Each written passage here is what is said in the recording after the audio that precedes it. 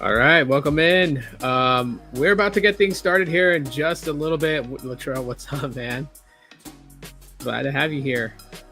Let's see. It's kind of like just doing like that today, but yeah, I'm gonna be starting here in a minute. Kind of giving more time for like notifications to go out and whatnot, whatever, and then we'll get into it with the main topic discussion being iOS 18 and its new AI and how that's going to work out. Uh, Good to see you too, Latrell. I'm glad that everything is going good with you, man. Hopefully, all is going well medically. Take care of your health, bro. Joins us San Joaquin Valley, aka Michael. What's up, man? Welcome in. We'll get started here shortly. Just kind of give it time. But how is your Friday going? Happy Aloha Friday to everybody. Hopefully you guys' Friday is doing pretty good. Because I can tell you guys right now, my Friday has been pretty decent. So it is hot. It is really hot. So you guys are probably hearing like my fans are going off right now. So like my AC's on, but it's like really struggling to compete against this heat. And then, I have my fans blowing too at the same time to kind of circulate that air around my room and just kind of try to keep things cool, try to keep the PC cooled down. And it's been bad. Waiting for my appointment. I need to get a second opinion because my doctor you got is trash. Kia, what's up? What's going on? How's it going for you? How's your guys' Friday going on? Looks like we'll get started here right about now. So, okay. Feel free to to post in the chat, Latrell. I'm like seriously concerned about you, bro. So, whatever you want to share. Like you don't have to share every aspect of it. I understand total privacy. I get it. Been a busy Friday for you. Yeah, it's been seldom this week. I mean, as far as like side hustling, like doing like Amazon Flex deliveries and stuff like that, it's been okay for the most part. It's been okay. You're new. Well, glad to have you here. Appreciate you for coming and check out my live stream and everything. Having new people is always awesome. All right, man. Well, no matter what, we're all still sending blessings and prayers your way. Yeah, well, my wife does. I go with her because, like, it's the city, right? When she does deliveries, I don't want her going alone just because I don't want anything to happen to her while she's doing deliveries. So pretty much, I'm like hired gun. That's just my role. My role is to like carry the heavy packages that I don't want her carrying. So I'll walk it to the customer's doorstep. And then if people get stupid with her, then it's my job to basically make sure she can get away. Yeah, folks would be crazy. All right, so I kind of want to dive into this. Let's talk iOS 18. And man, oh man, I don't know. Nothing super detrimental with iOS 18, right? Couple of things. Whoa, why is it flicking like that? That is crazy. Are you guys seeing that? Is it like flashing like? That was weird. And all I did was just screen share and it like blocked like half of the freaking page and then started flickering. My apologies that happened, but anyways, yeah.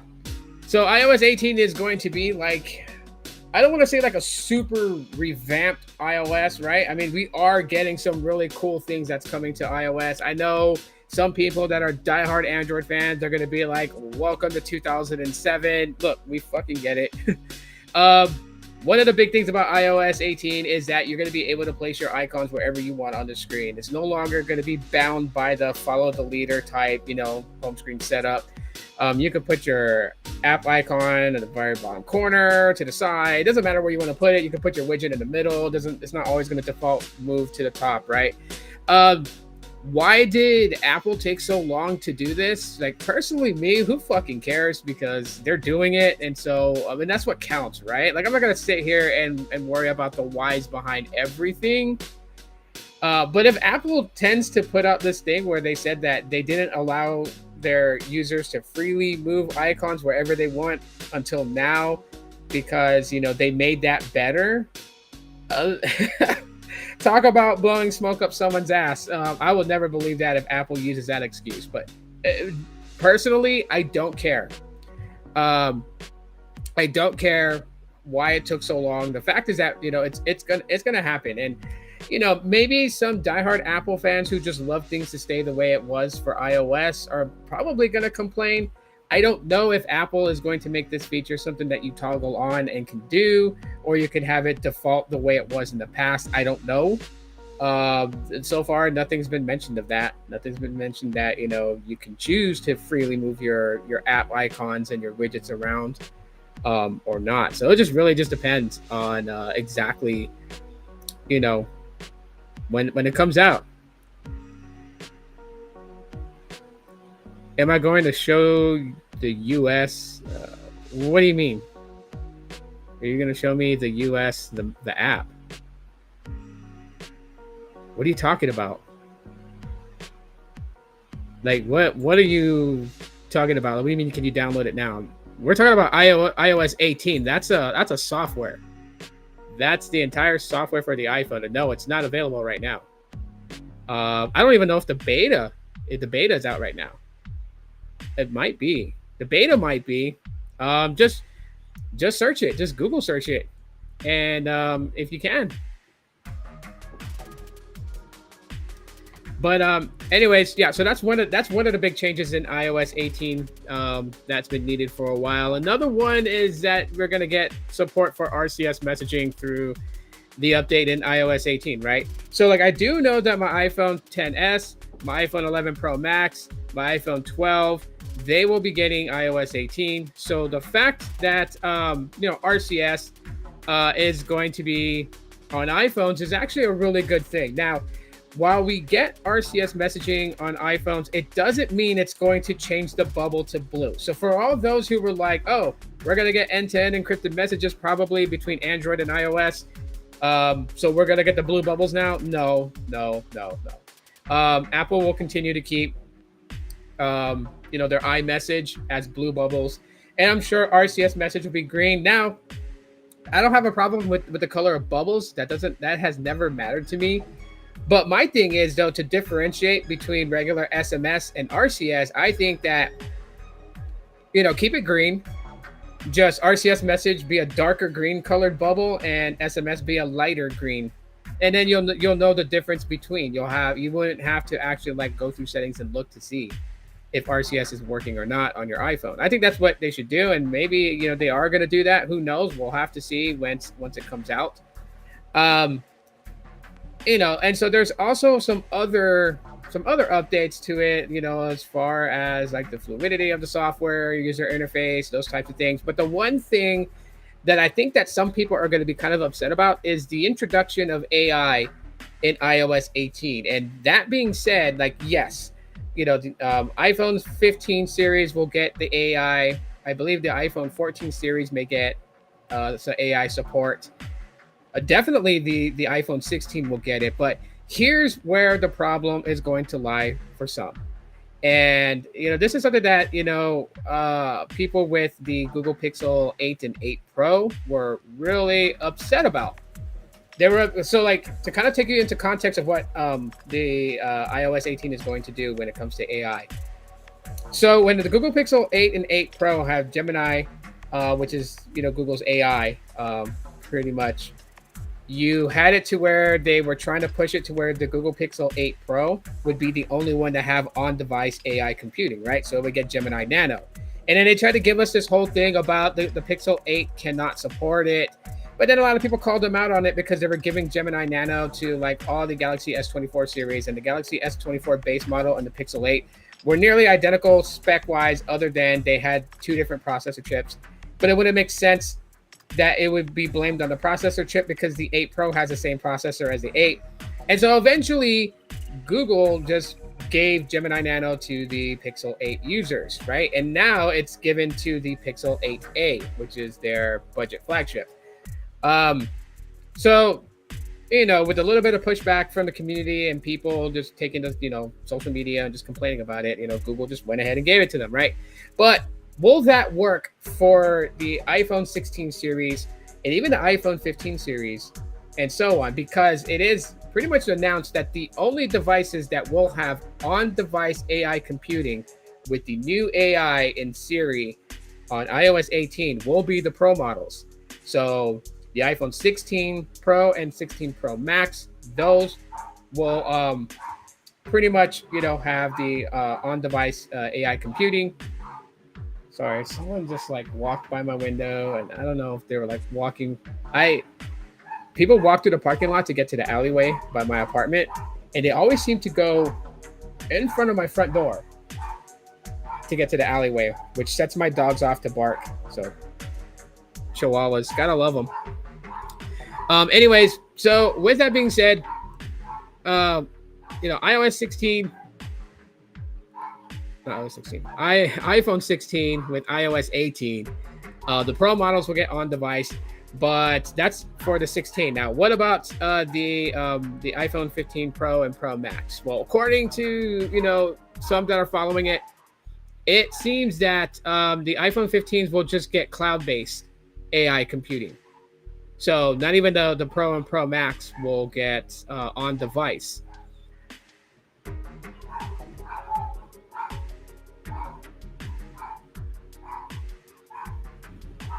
Give me 1 second. Sounds like somebody knocked on my door. Give me 1 second. I'll be right back.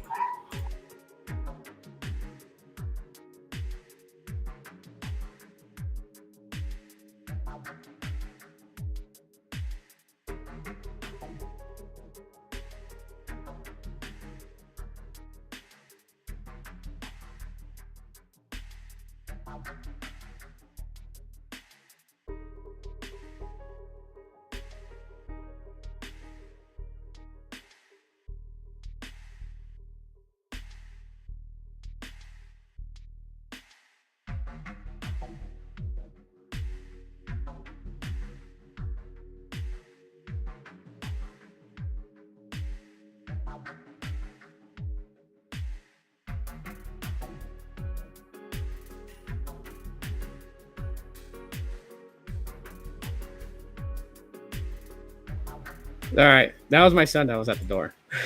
Sorry about that.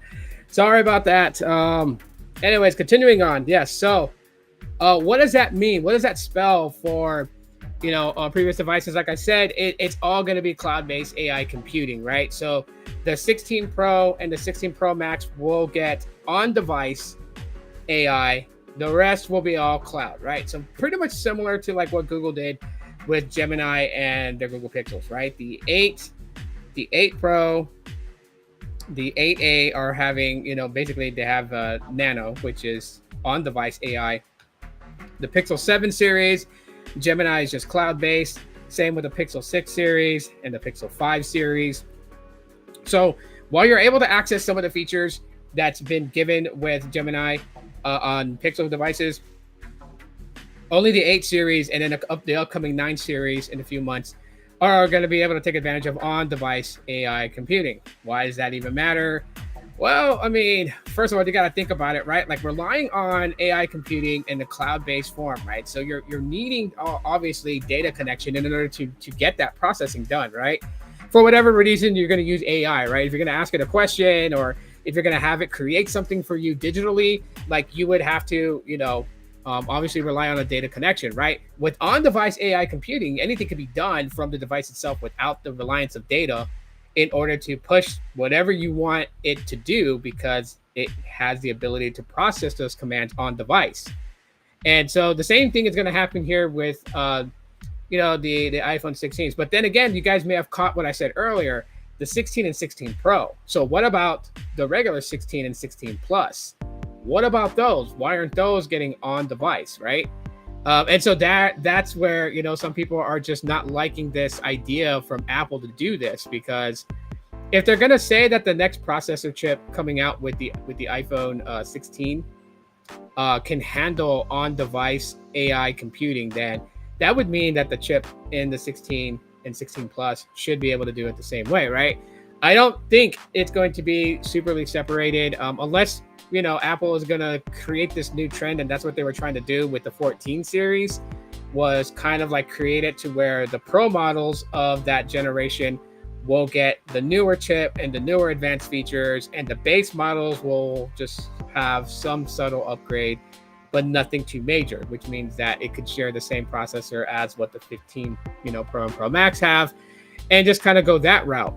Uh, the reason why I say that is just because recently, like, and I dropped a video. If you guys haven't seen it, that's totally fine. I'll explain the same thing here right now. But I did drop a video that was talking about basically how Apple has, in a way, quietly admitted defeat when it comes to software updates for products that they have compared to Android. Um, so, with the recent things with the Google Pixels and Android 7-year support on the A series, and possibly continuing that way going forward with the 9 series and so on, Apple has literally just admitted defeat, that Android had pretty much taken the lead when it comes to keeping their hardware devices up to date. Um, which, they break it down into the very smallest of details when it comes to those things, however.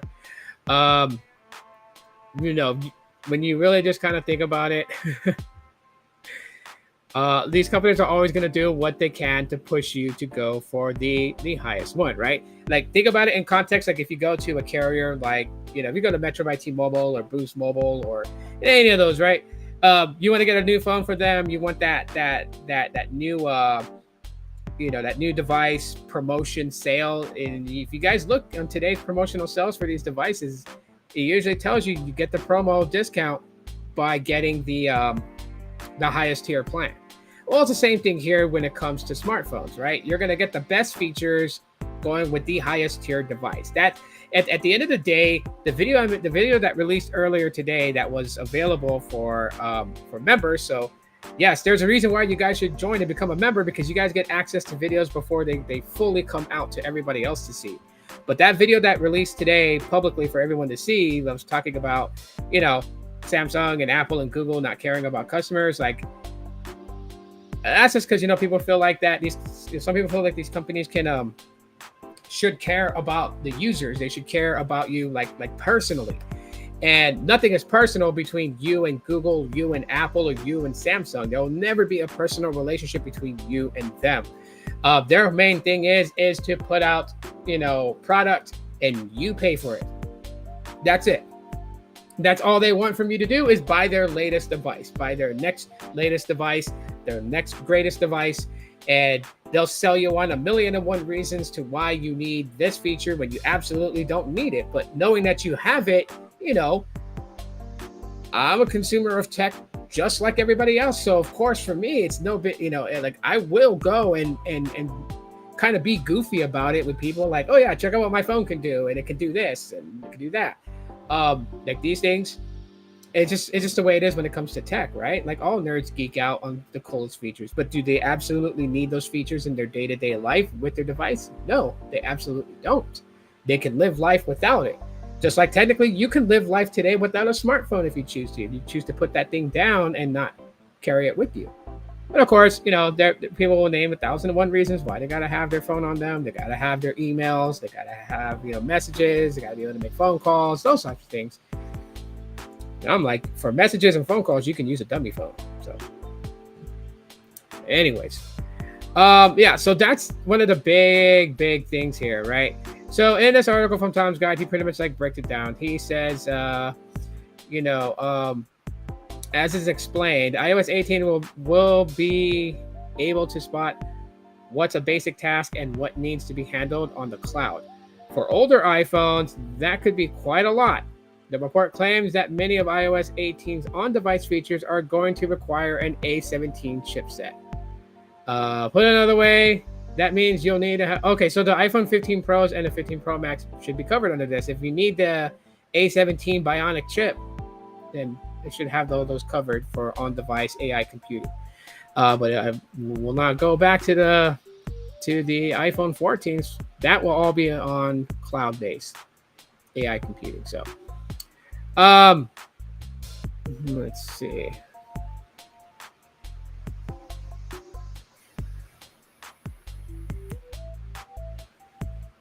Also, they go on to explain a little bit more about just like how you would need like this particular a bionic chip in order to be able to run the latest features. Yeah, so I mean that's cool to know. So the 15s and 15 Pro Max obviously will be covered under this. Um, that's cool. I guess I still feel bad for the iPhone 14 users and that. So that means that me with my little iPhone 12, I will only have technically on cloud AI computing and not on device. And I'm okay with that. I'm okay with that. I don't really use AI for a lot of things today. I don't know about a lot of you guys, but I don't use AI for a lot of things. Like I just don't. Like I have Gemini on my Pixels, right? I choose to use Gemini over Google Assistant, and either way, whether I was using Google Assistant or I was using Gemini, it doesn't matter. Like I rarely use it. I rarely use it. I rarely need to ask it a question. I'm not saying that I'm just some fucking genius that's smart as hell. I don't need Google. It's not that, but I just never really relied on it. Only time that I would ever rely on it is like if I was cooking dinner and I needed to search something, then I would use, my voice obviously to activate it and do the search, and that's pretty much it. But I would never use it just for like every day, like walk around and ask it questions all the time. No. So, um, yeah, the fact that I'll have it on my iPhone 12, but it'll just be all cloud. It's no big deal to me.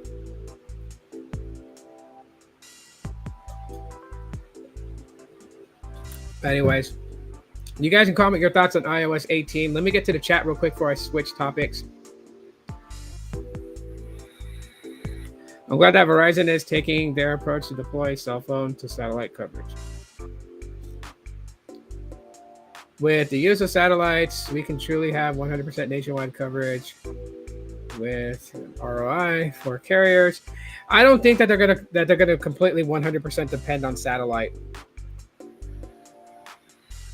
Because even then, like think about satellite TV and how often was the signal with satellite TV like messed up, right? A combination of satellite and cell towers, yeah. I think that's the way that the future goes. Um, and I think that the satellite dependence for right now will just be for emergency sakes, right? So if you're out in the wilderness and stuff like that, maybe you'll be able to like do like basic, browsing and send messages and make phone calls, and that's probably the most that you'll be able to do at that moment, which is something that's much needed. Um, but I don't think that they're gonna have the capacity, like they're gonna want the capacity in this stage to have it where a satellite beams internet data as it would to a home router that provides home internet. Like that's a little different. And you're talking about two different antennas, right? An antenna from a gateway box to an antenna in the size of something like this is completely different. So, um, a few more days of antibiotics, I will be cured. So I can go. Whoa, are you like? Do you have like the flu or something?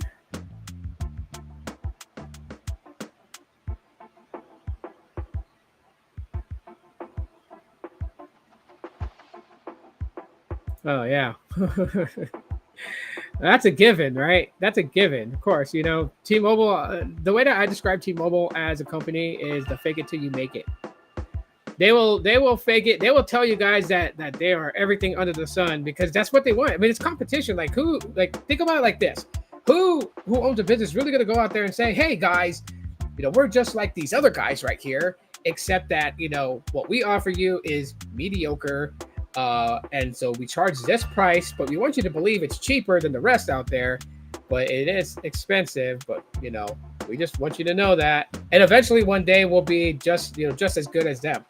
No company is going to put that as their sales pitch to get customers, right? They're all going to. Every company bullshits, man. Even Walmart bullshits. The lowest prices anywhere. Yeah, right. That's just a given, man. That's just business 101. I never knew you could double tap on the YouTube comment to like it until today. Yeah, that's something new. Like some of these features, they don't get much coverage, right? They don't get much coverage to let you know what you can do new on Android or what you can do new within an app on Android. So yeah, that's pretty cool. Anyways, yeah. So iOS 18. If you missed me talking about it, catch the replay, going over it. No, it's one of those things. Moving tracks here. So the Pixel 7a is back in my possession. And, to quickly answer Titus, so I have it right here, and I'm using my wife's old case on it. I think it's cool. It's got corgis on it, so I think it's cool.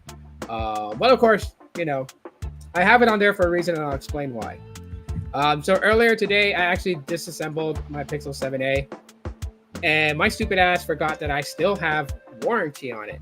Like, I don't know why I keep forgetting that I have warranty on it, because the warranty doesn't expire until next month on my Pixel 7a. But why I disassembled it was yesterday the screen started being like very glitchy, like flickering, kind of like what my Pixel 7 did. And to me, I was like, hell no. Like, I'm not losing this one. I lost my Pixel 7 for now. The screen is dead on it. I'm not losing the 7a. So I disassembled the screen this morning, completely reattached it back onto the motherboard or the logic board, whatever people call it, and then booted the phone back on, and the display is working fine for right now. I'm still gonna have you break iFix check it out when I take it in. I still have to take it in only because my Pixel 7a, the back of the Pixel 7a does come off. So like this back right here, it does kind of come off. I recently found that out when my wife was using this phone, and she put a pop socket directly to the body of the phone.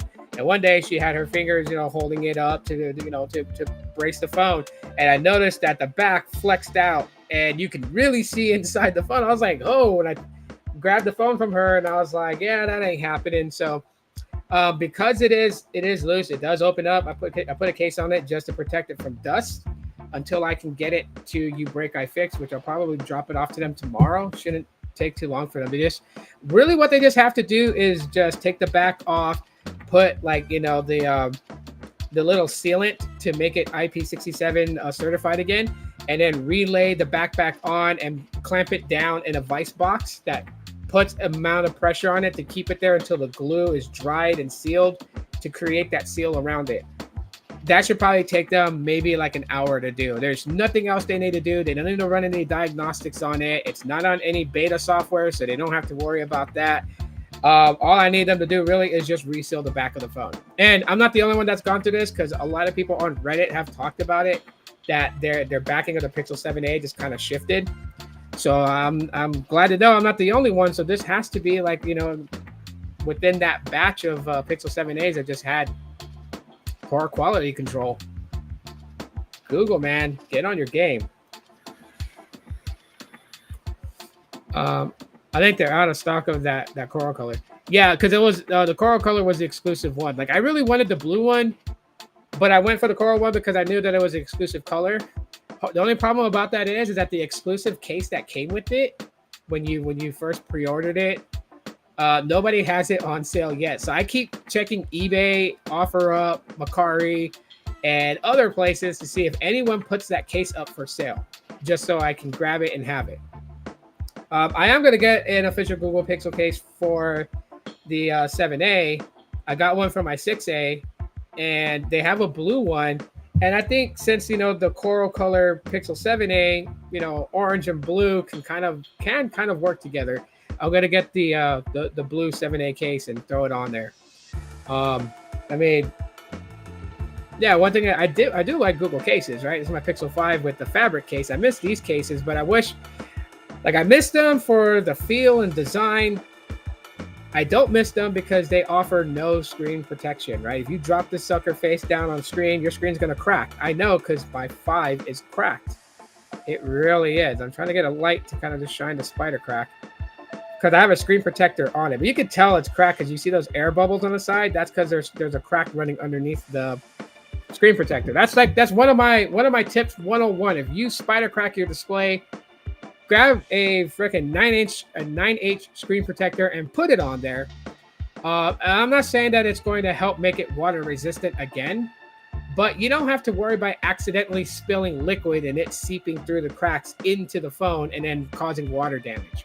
So if you put a nice screen protector on it, you're okay until you can get it in for repairs or repair it yourself, if you're willing to take that chance. And I would recommend people to repair their phones themselves. if they're brave enough and can follow directions. Yeah, websites like iFixit, and it will walk you through on how to repair, do a simple screen replace or a simple battery replace.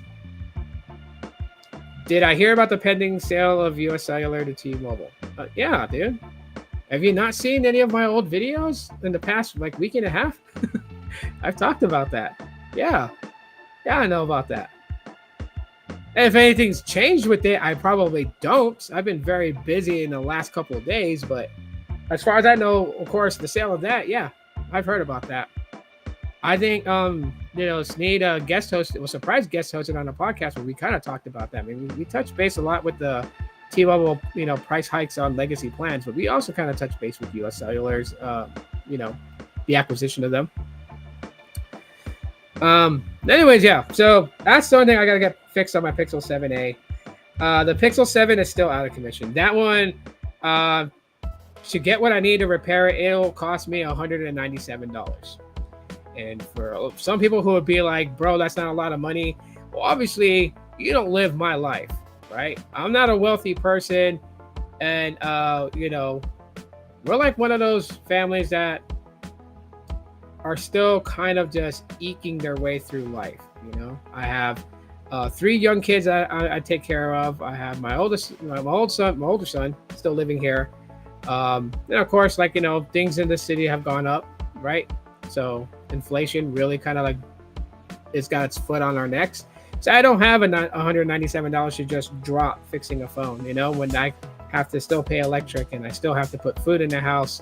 And I'm not dissing anybody that uses it, you know what I mean? But, it's just, no, I've even considered trying to get government help to get more food in the house for everyone to eat. And my wife and I make too much in order to be able to, to get help. I think it's just more of the fact that these funds are allocated because we got so many people coming into the country that they allocate these funds to them so that way they can get food and medical and all kinds of other stuff. So yeah, I'm not going to deep dive too deep into that. You know what I mean? Because that's that goes into that political shit, and I don't discuss politics on the channel. But yeah, I just don't have the money right now to fix it. I will eventually, putting $10 here and there away until I make enough, and I say, hey, I can go do it. But then again, more than likely, one of my kids is probably going to need or want something, and I'm one of those dads that's just I can save up money to buy a new phone, or I can save up money to repair a phone. But if my son had his heart set on a toy or something like that, I'll more than likely end up just using that money to buy him what he wanted, and then start back from ground zero trying to save. So yeah, that's me in a nutshell. I put everything else, my finances and my children first before myself. It's just the way how it goes. Get an OtterBox case with a screen protector. That won't, to me, getting any of these cases like OtterBox cases and stuff like that, while they say waterproof or water resistant or whatever, I still don't trust it. You know what I mean? I don't want the phone's integrity to be this way, or it's not going to last long. Anything could get in there right now if I had it without a case. That's the reason why that I'm using my wife's case on it. She's using the Galaxy A53 right now. I think the plan for her is to actually get the Moto Razr Flip. We decided she's going to go do that. And that's just because we're going to go ahead and add, her line over to my Metro account where she can get the Moto Razr Flip, which means, of course, I'm going to have to convert my plan over to the Flex Plus plan, which is the highest tier Metro plan. But it's whatever.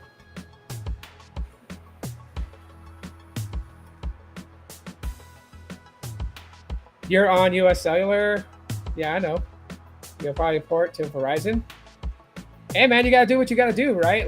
If the service if the service is not going to be that good for you, because you gotta put it like this, right? Yes, it's going over to T-Mobile, but it doesn't mean that US Cellular customers are only going to connect to T-Mobile towers. The same towers that you've been connected to for US Cellular, you are going to still remain connecting to those towers. It's when you go outside of your area. So if you go to Arizona, which doesn't have US Cellular, then you'll be dependent on T-Mobile's network. So nothing will change as far as your towers what they have, the same spectrum that US Cellular was putting out. Obviously, T-Mobile is going to continue to put that out. They would be stupid to just kill the signal on that and then convert everyone to connect to N41 and N71. That would just be weird. But to be on a honestly, you'll still be able to connect the same way you did before, just when you're outside of the area.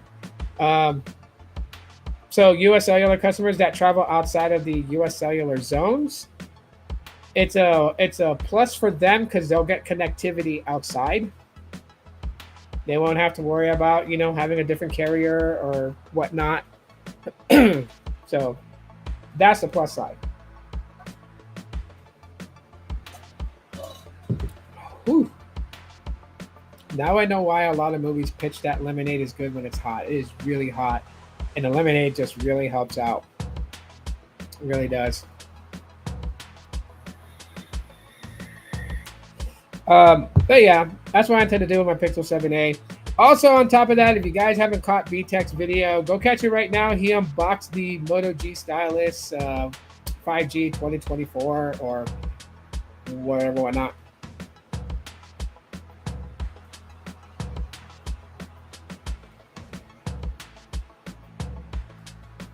Oh, well, I mean, yeah, I mean, just for that. But like, OtterBox cases are super bulky. That's why I don't ever really buy them. Screen protector, yes, definitely. Um, to be honest with you guys, and I'll say this, but this phone has dropped in this case, and yeah, there's no dings or anything like that. The only thing is having that screen protector on there, which protects the screen. I have it, and I have it on my Pixel 6a. Um, but I don't really go for OtterBox cases. I really don't. They're just too bulky in my opinion. Closest things that I would even use as a case would be like the what is it called? The UAG cases. So like the UAG Scout.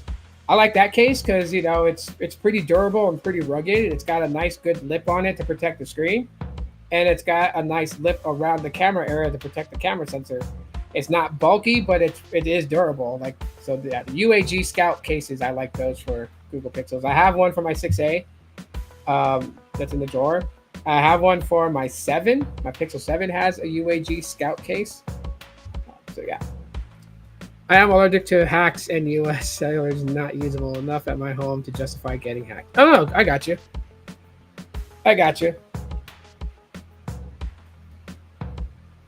What made you stay with US Cellular for that length of time if they are not usable enough? Just out of curiosity, was it like the price plan that they were offering was like too good to beat, even though you were getting less than favorable connection? Let me know. But anyways, yeah. So B-Tech unboxed the Moto G Stylus 2024. I see YouTuber Steve Alicious. If you're not subscribed to his channel, subscribe to him. I like watching his videos, and he talked about the Moto G Stylus 2024. Excuse me. He has the red one. I didn't know they had a red one because Metro has like the whitish one. So the red one was like, yeah. Will the Pixel 7a help you with the separation anxiety from the 7? I don't really have separation anxiety from the 7. Yeah, it's not a thing where I was like feeling all weird. Like sometimes, like when I post on social media, I post what I feel at the moment, and I'll tell you guys how I feel because I'm always transparent with you guys. But like not having the 7 to use hasn't been detrimental to my day-to-day life. The 6A works just great. My iPhones work good. I like bouncing between phones anyways. The last couple of days before getting the 7A back, I was using the 5A, I was using the 6A, and I was using the iPhone 12. And before that, I was using the Pixel 6 and the 11 Pro Max. And before that, I was using the Pixel 4 XL and the 11 Pro Max, right? So I really shift around the phones that I use depending on how I feel. The 7 being the way that it is right now is totally fine, only just because, my wife is going to upgrade to the Razor Flip on Metro. And she got mad at me the other day because a guy was going to sell an iPhone 10R on OfferUp, and I was looking to buy it so I can review it. And then she was just like, "You never let me surprise you on anything." And I'm like, "Surprise?" So I may be going out on a whim here, but I think my wife is going to surprise me with the Pixel 8a sometime in the near future. So I didn't buy the iPhone 10R. There's not going to be a day in the life with the iPhone 10R in 2024. I'll probably wait till mid or end of this year to get the iPhone 10R if someone's still selling it at a reasonable price. And whatever my wife wants to surprise me on, she can surprise me on. If it's going to be the Pixel 8a, hey, that's great. Then I'll have that phone. If my wife chooses to get the AA, I know that she's going to stop buying phones with that phone only because she is very interested in the fact that it's getting 7 years of support. And that's software, Android OS support, not security patches. So I'll get 7 years of that. By then, the AA will definitely be near the edge of falling into the obsolete bucket.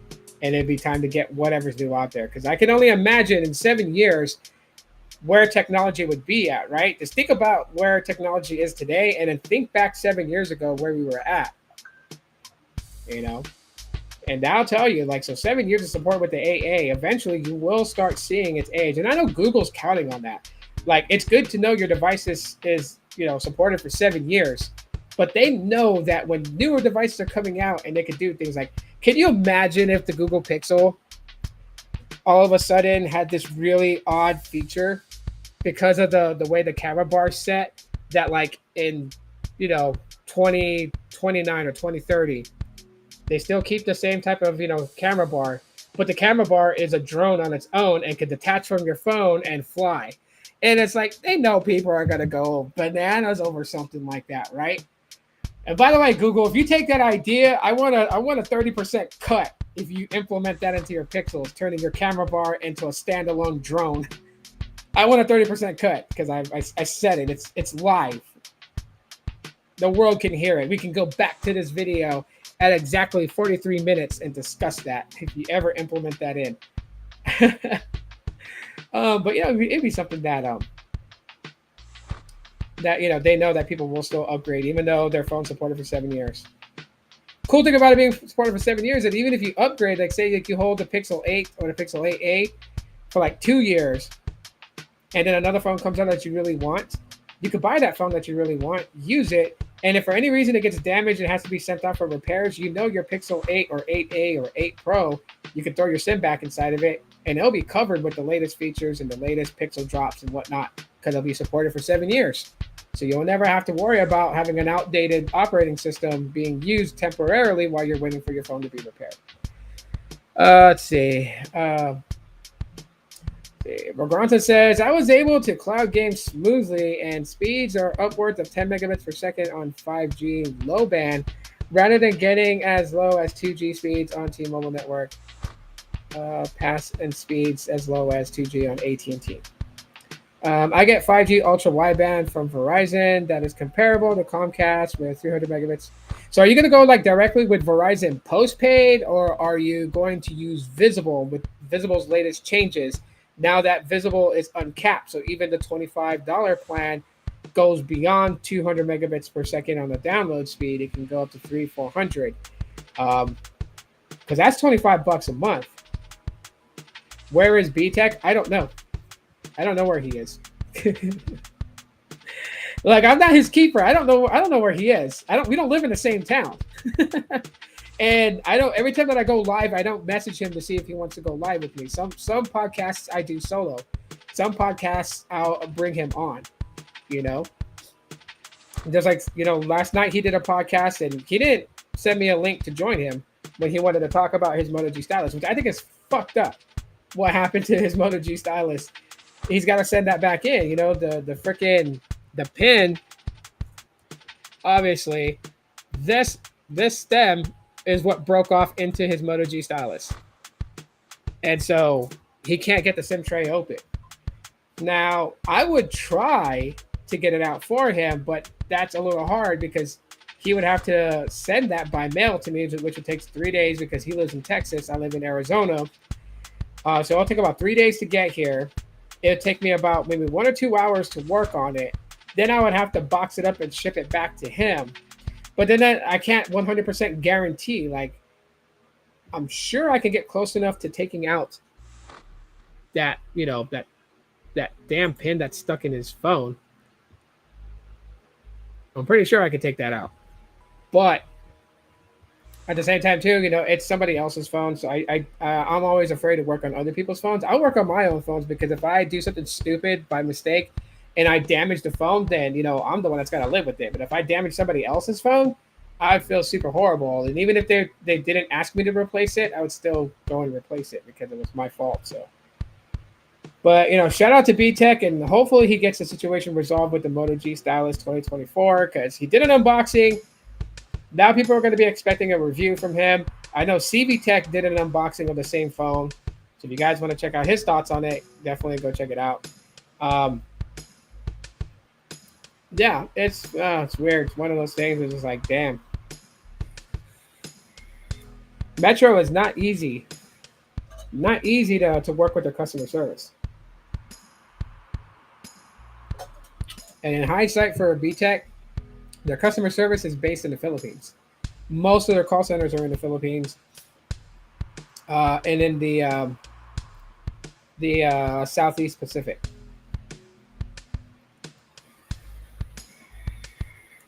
Won't surprise me if they utilize a call center in Singapore. Wouldn't surprise me at all whatsoever. So, I mean, it's really kind of hard when you have that language barrier. When you have that language barrier, it's really hard to, get your point across when you're trying to explain like exactly what's happening. So, like, yeah, I feel for him. Hopefully he gets that resolved. And hopefully my wife is getting off work here soon because it's like 6:44 p.m. right now. She was supposed to get off 2 hours ago. We were going to do some Amazon Flex deliveries, but she had to stay in later at work, so she's getting off later. So tonight I'm going to make her favorite dinner. I'm going to cook her some Thai red chicken curry, or chicken red curry, whatever you want to call it. And I should message her to get some rice, like just a little bag of rice to make.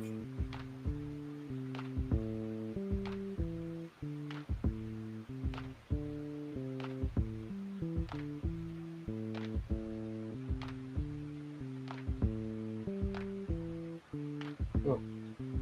And bell peppers. I want to put bell peppers in it. My wife is going to see that message, and she's going to see that part where I said grab bell peppers too, and she's going to laugh. She's got me heavily addicted to eating bell peppers a lot. Like, just in almost everything that I eat for dinner, right? That she said okay.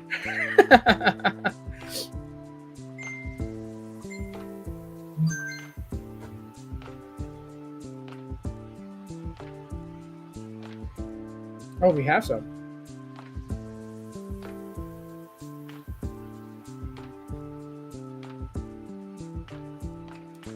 She says we have bell peppers, and I forgot we do. So I'm good on making the red chicken curry. I am good. I got bell peppers for it. Got bell peppers, got green onions, of course the chicken, got bamboo shoot, coconut milk, red curry paste. I have that. I can make the red curry paste myself, but that would take about 2 hours of crushing a bunch of Thai red chilies, which is hard to find. I grilled dinner for the family on the new grill. Oh, what kind of grill do you have? What'd you buy? And is it gas or is it charcoal based? Right? Like, just drop one name, Hank Hill, if it's using like propane.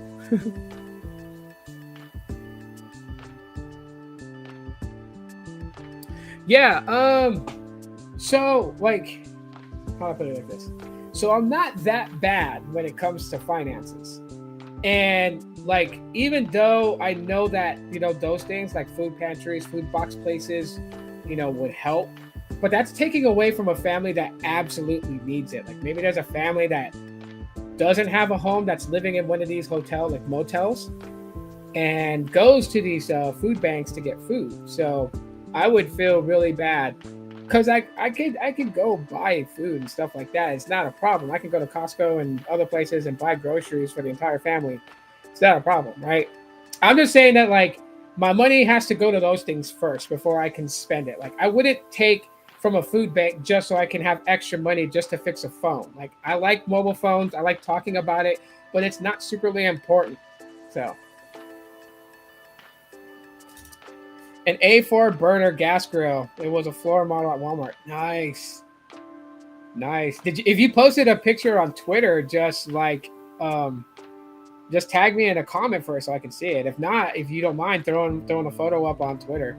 Um I'm like the designated griller in the house. I kind of screwed myself because like when I first met my wife, I didn't do a lot of cooking. Like very rarely would I cook dinner.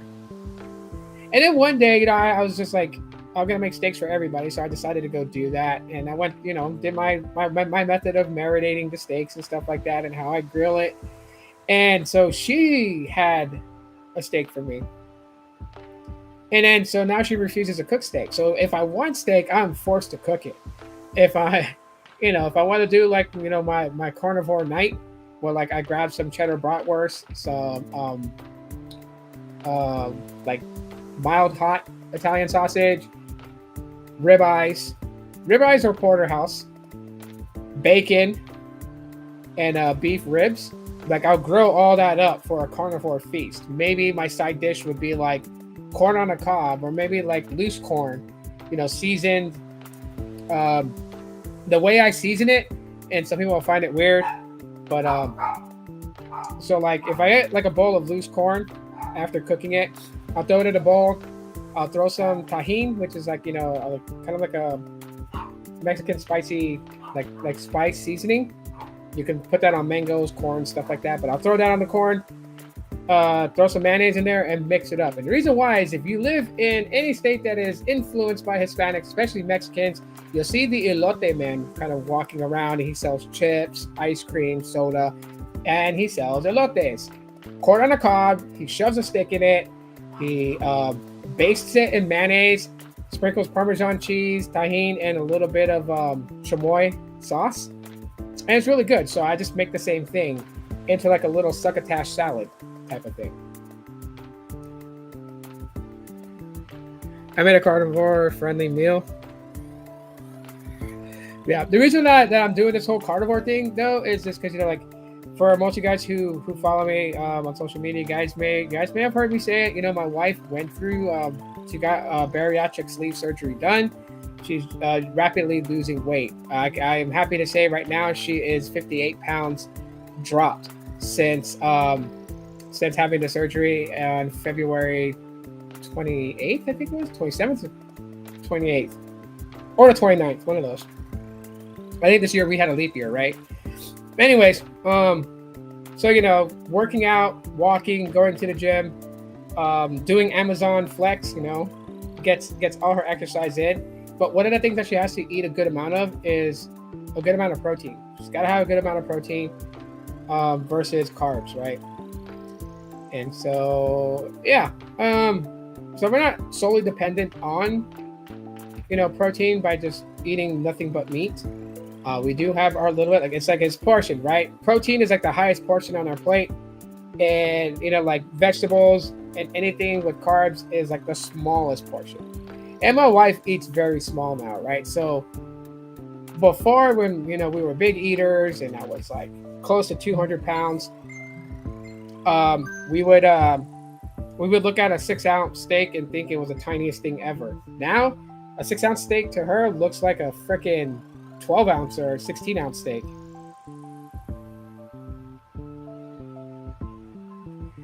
And, but that's good. And because of her portion size of eating has changed, so has mine. As a matter of fact, our date nights when we go out to have dinner is so funny because people still, till today, they look at us and they laugh. It's getting dark. The sun's going down, so I'll turn that on.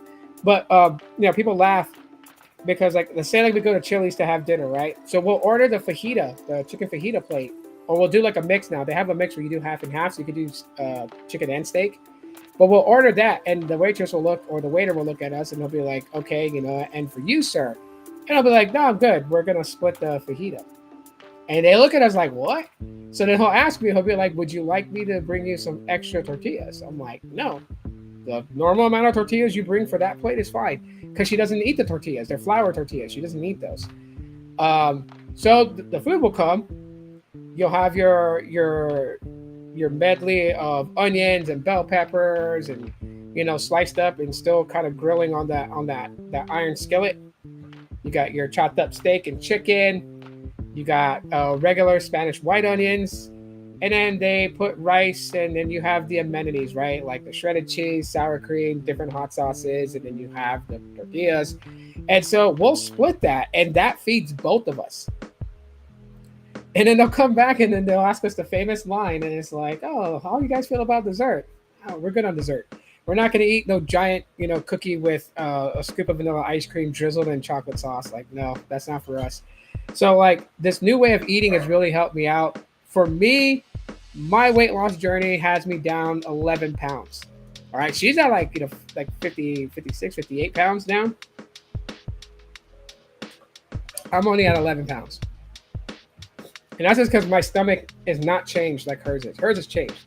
So when she eats, she gets full. Like, one of the things I feel sorry about, but I don't say it to her because I don't want her to feel discouraged. But when we eat, when she's eating, she doesn't drink anything. She will eat until she gets her full signals, and that's usually when she feels like there's an air pocket, like on like the upper left side of her stomach. When she feels that, that's when she stops. So she'll stop eating, which is good. So it could be like maybe one taco that she eats and she's full. When it comes to a 6-ounce steak, she probably eats maybe 2 ounces of it and she's full. And then she waits. She has to wait 30 minutes until she can drink water or drink something. She cannot, with the bariatric sleeve surgery she got, she cannot drink and eat at the same time. That's what her feeding has changed. What up, Alter Tech? What's going on, man? She cannot eat and drink at the same time. So, yeah, she eats, she waits 30 minutes, and then she can drink.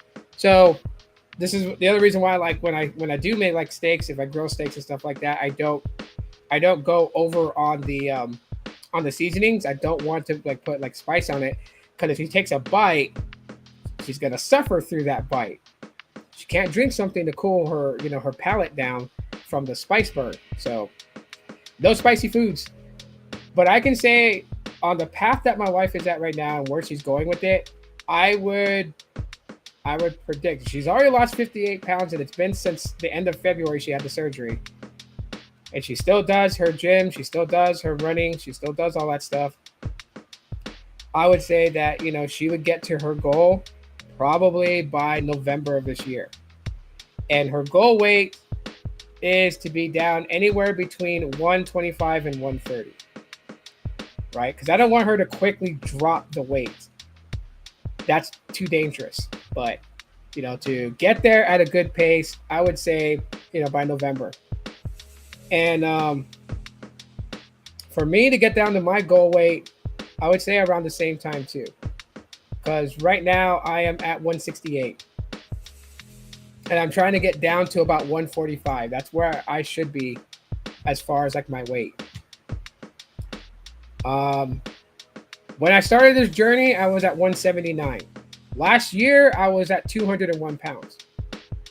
So just by changing my eating habits, getting out, running with my wife, being able to do all these things, and it's really kicking into high gear. So, yeah, my chubby cheeks, which I can't even really pull anymore. Like, I used to be able to grab my cheeks and kind of pull out. I can pinch them. I can't pull out. That's like, I'm already losing the weight in my face, in my neck, in my gut. Like, I used to wear a lot of like size XL shirts to hide my gut, the dad bod from having, and now I can actually wear medium size shirts and feel confident in them, right? Like, you can kind of see my gut in them, but it doesn't look like I have a food baby. So, yeah. You gained 30 pounds, you need to get that off. Well, I mean, you know what? You like to travel around the city and do photography and stuff, man. So obviously, getting back out there and walking to places and stuff will definitely help. Um, I go to weird places to work out. Like I hate going to gyms because there's always douches out there that just you know they like to look at my wife, and it just like I don't mind guys admiring my wife. I mind when they try to talk to her when like say if I go to the bathroom and I come out, they're like standing there trying to talk to my wife. Like, what the fuck are you doing? Like, go do your workout. So, I'll work out in public places. Like I'll take my weights and I'll go to the park. My wife and I will work out at the park. Um, we'll do different things. My face looks like a hamster. What the fuck, bro? um, yeah. So what my wife doesn't know is when I reach my goal weight, everybody will know without me needing to say anything. That's the day that I chop all of this off. I will completely chop it off and bring it back down short again. Um, so pretty much like the length of my hair is like me looking at the time, how long it took me to lose weight. And trust me, hair doesn't grow as fast as people think it does.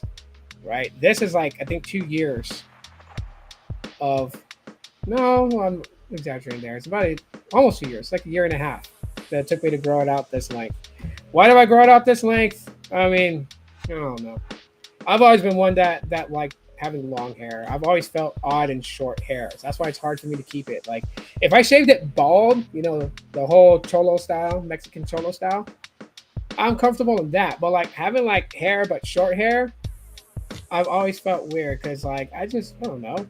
Which is why I'm also looking at like men's grooming channels. Like I'm like I said, I'm transparent with you guys. I don't hide nothing from you.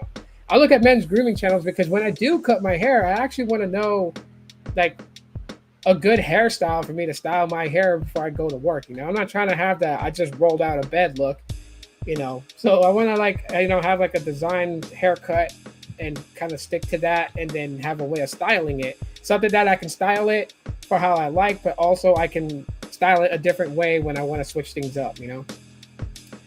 Um, I was like watching a person that was talking about how to line your beard. Sorry, I can't fucking do that. I'm half Asian, so like my beard is like super thin.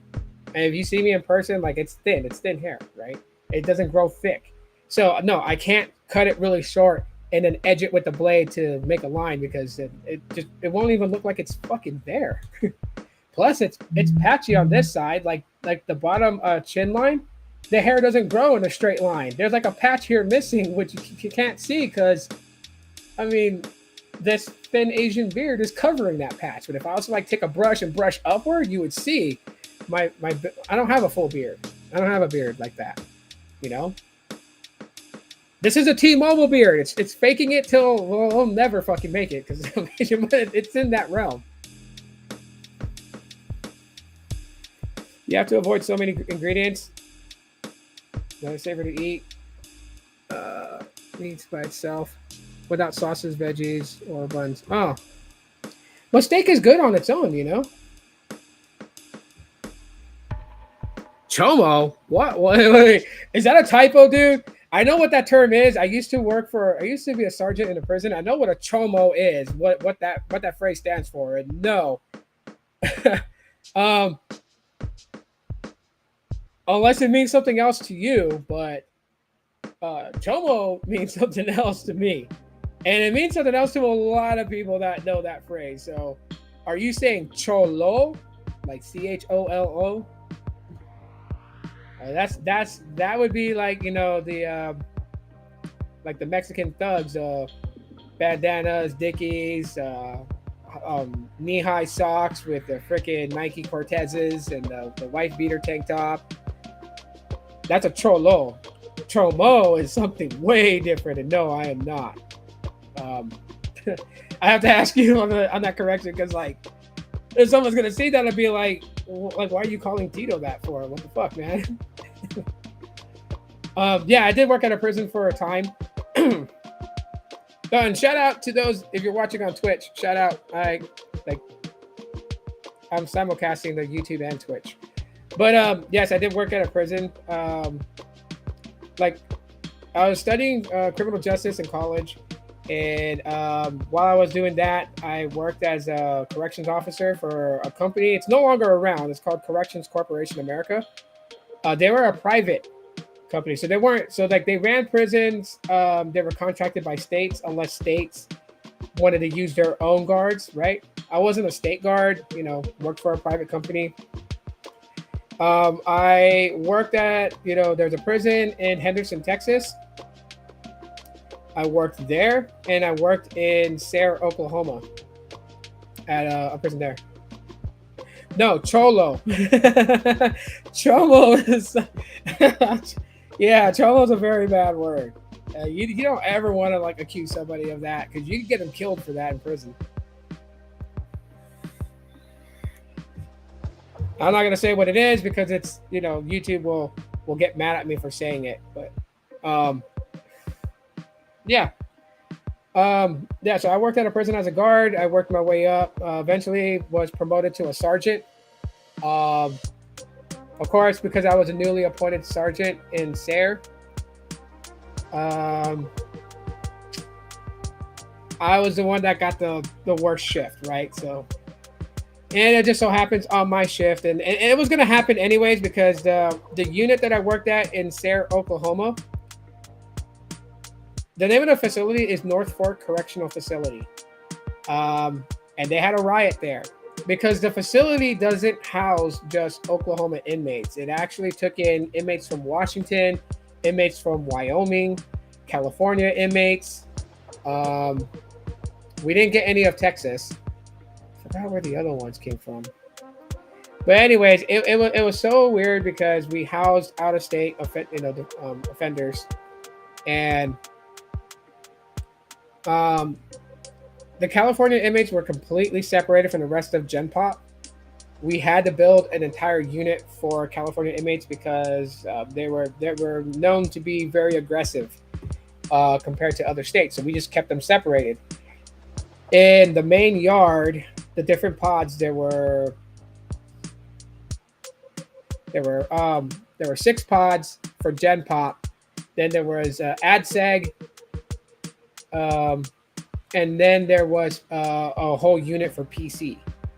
So PC's protective custody. AdSeg is administrative segregation. And then you had Gen Pop, which is general population. General population, the pods are basically split up by territory, right? So A and B was Oklahoma offenders. And then C through F was out of state. So Wyoming. Hang on one sec. Hold on.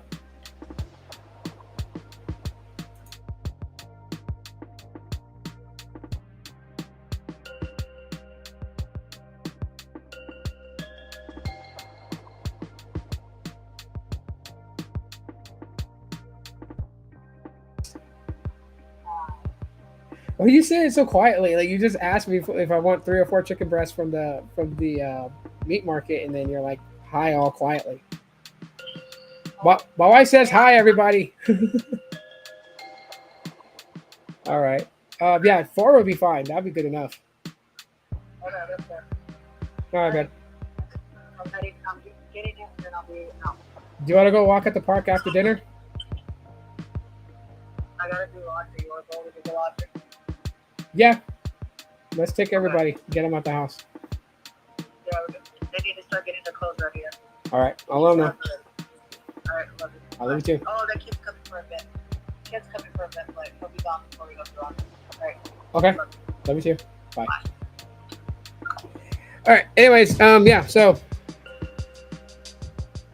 did you hear in the news about the ex-New York police officer that is in prison for breaking the bones of his girl? Yeah, I heard about that. My wife has been following that. She watches like TikToks and stuff like that, and they have like all these people that post TikToks that talk about it.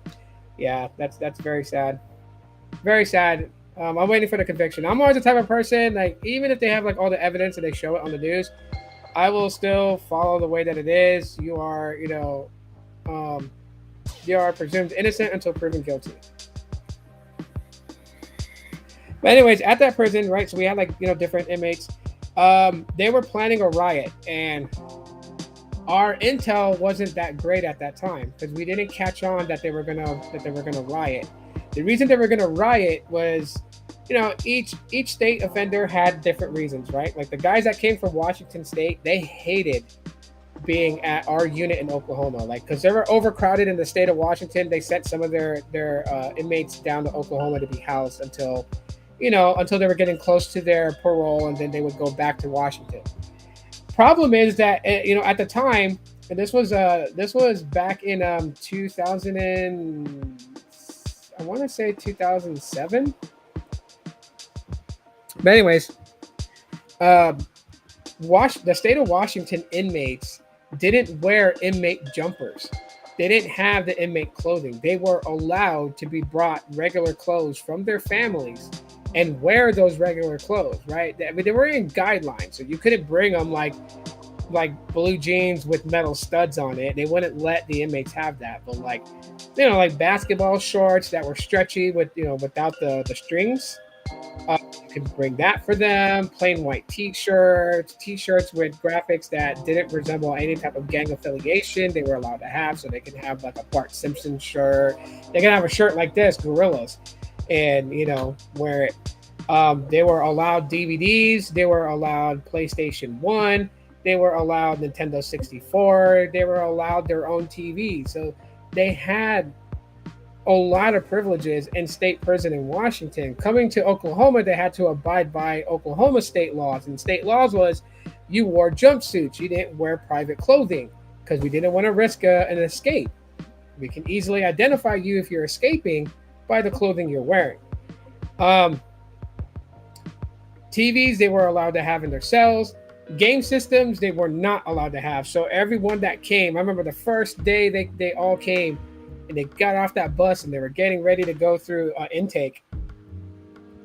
Going through their property and then seeing, like a small group of, my my fellow guards having to go through boxes of property and take out all the games and all the game systems and bag them, look in their personal jacket, find relative address, find a number, give them a call, say, hey, so and so came to Oklahoma, they're here, they're safe, but they're property, they have video game systems, we have to get rid of them. If no one claims them, they're going to throw them away.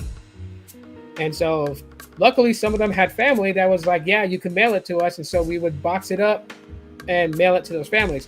A lot of them didn't have relatives to call, so their PlayStation 1s, their N64s got tossed, which I wrote up one guy because he was supposed to toss them in the trash. He ended up taking a couple of PS1s home, and that's a big no-no. So yeah, he was wrote up. A month later, he got hit with 2 felony charges, and he was fired. So anyways, long story short, because I'm rambling on. So the day of the riot, I was on the walkway. It was time to run chow, so it was for lunch chow.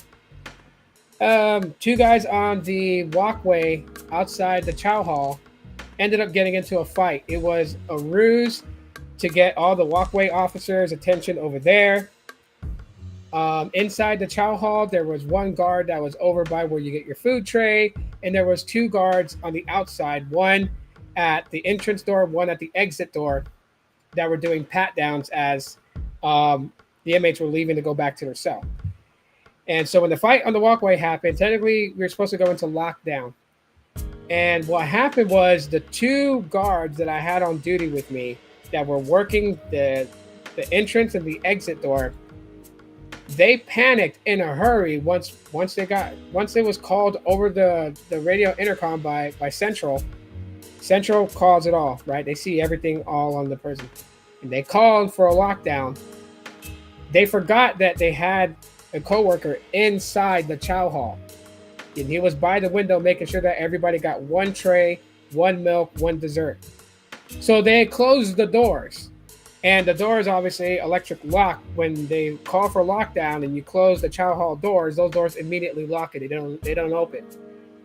So they trapped one of my officers inside there who was getting pummeled by everybody in the chow hall. There was one one inmate that was trying to save his life. He tried to cover over him because they were beating him to death. And this is why I don't work for them anymore, because I went through a lot of paperwork and a lot of defending my decision. So when you work there as a guard, you're trained to use weapons. You're trained to use chemical agents. You're trained to use a shotgun. You're trained to use a 357. And they have two types of chemical agent weapons. Some that are marked for indoor, some that are for outdoor. Okay. I needed to save that man's life. Unfortunately, I wasn't able to. But when I found out that they were rioting inside the chow hall, they were tearing holes into the roof. They were throwing food everywhere. Inmates that had beef with other inmates were attacking them in the chow hall. But majority of them had ganged up on my officer. And from that point, instead of using the chemical agents for indoor, we used outdoor chemical agents. So tear gas meant for the yard to have an effect. I threw those canisters inside the beam slot by the Sally port. Just threw that in. Threw I think 8 of them inside there, as well as shooting a whole bunch of pepper spray through that port, shooting it inside there. And even the little grenades with the rubber balls inside, I was chunking them in there. I had some of my other officers on the other door throwing it in there too as well. Whatever it took to get these guys on the ground. And after 11 and a half hours of all this mayhem, he didn't make it. They finally got in. And he didn't make it. So he was a young guy. I will always remember him. 19 years old. He was going to get married. And he was actually going to make a career out of being, a prison guard. But it goes to show how fast things can just instantly turn. After, all the investigations were done, they kind of backed off me.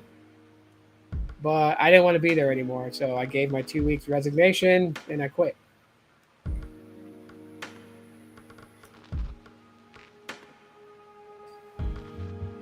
Yeah, it was. It would be concerning. However, everything was disassembled that was going into the trash, right? So those game systems, they weren't just like, oh, okay, put in the trash bag.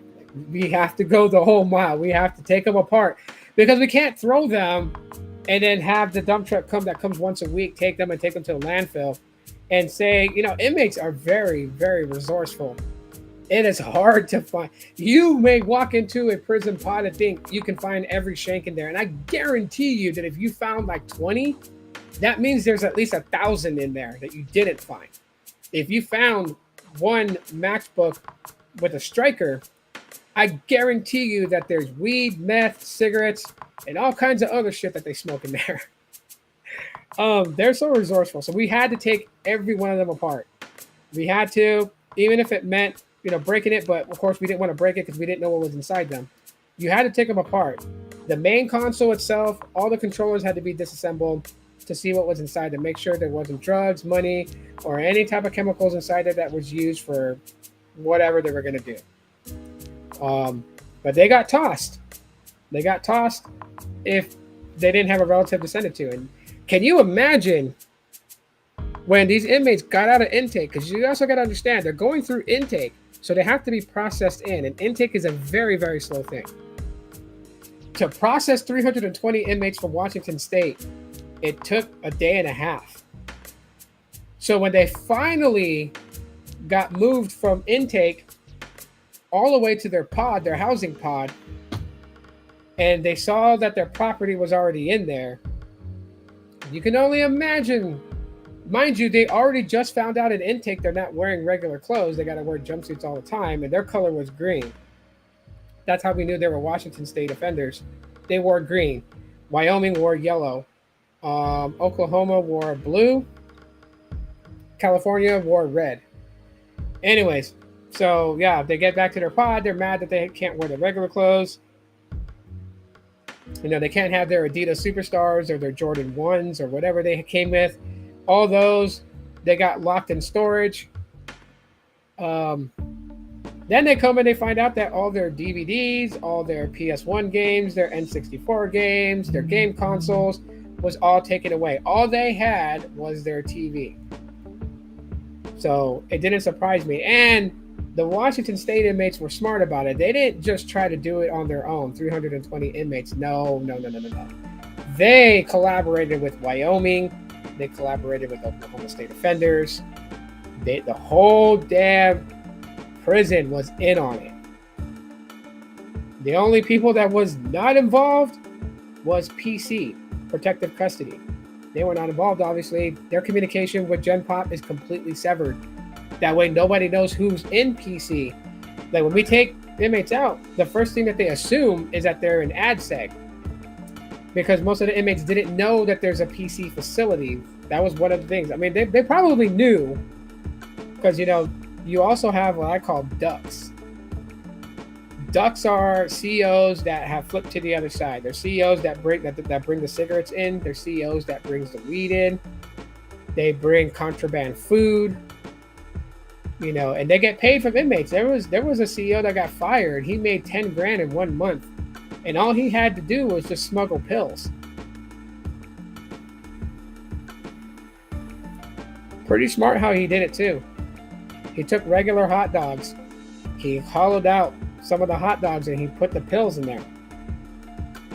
What he did to mask it was that he put cheese at the end, and it had to be like probably one of the most softest cheeses I ever heard of, because he put a block of the cheese on each end of those hollowed out hot dogs, and then he threw it in the microwave for like 10 seconds just to make them melt a little bit, so it looks like that they were melted but kind of dried from being in his lunchbox. So it looked like he had cheddar cheese hot dogs for lunch, and he would bring like 4, and all 4 would have pills inside of it. And he was paid pretty good, but I mean, yeah, when he got caught, he got caught, man. Shit, sucks to be him. I guarantee you he was an automatic 20 years. 20 years and no possible. Anyways, everyone, I shared that story with you. And I've shared that story with you guys many times in the past on live stream. So maybe the story gets more in detail every time that I tell it. But I do want to thank everyone that came in and hung out. I appreciate you guys for being here. It's about an hour and a half in. I'm going to let you guys go. I don't know if anybody else is going to be live streaming later, like Ricky, Sneed, or anything. So I just kind of want to be courteous to them. Shout out to Altertech for popping in here. It's been a while since I've seen you in my live streams. And if you guys aren't following his channel, subscribe to him. He is back making content for you guys. So definitely check out his channel. Follow him. Follow him on social media, like on X, Twix, Twitter, whatever you guys want to call it. And if you're on Facebook, follow him on Facebook. But until then, I will see you guys later. Thanks so much for hanging out with me. Y'all take it easy. I got to start prepping dinner now. I love you guys very much. Y'all be safe out there.